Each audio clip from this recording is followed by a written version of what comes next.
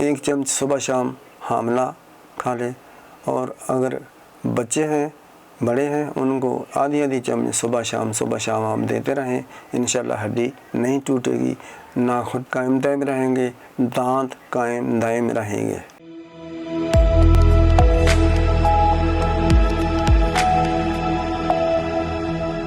कसा के बारे में, मर्ज कसा, काफ सीन अल्फ हे हुके वाली कसा, ये हड्डियों की मर्ज है।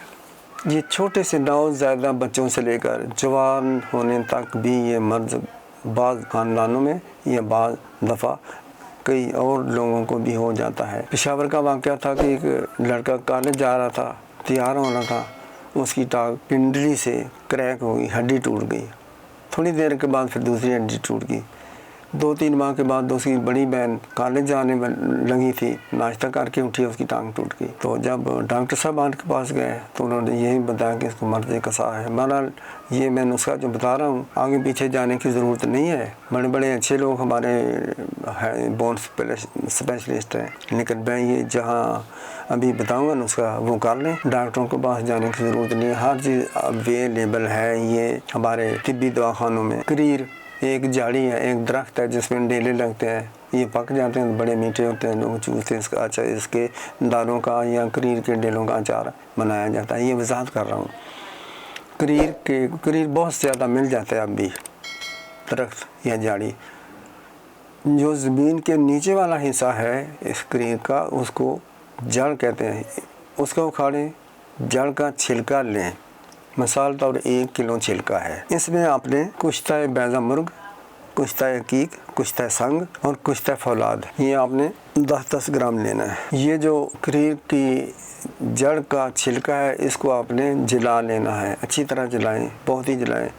अब ये इन तमाम चीज़ों को आपने मिक्स करना है। कांच की शीशी हो, कांच के वो हवन दस्ते से या स्टील की चीज़ से इसको हिलाएं।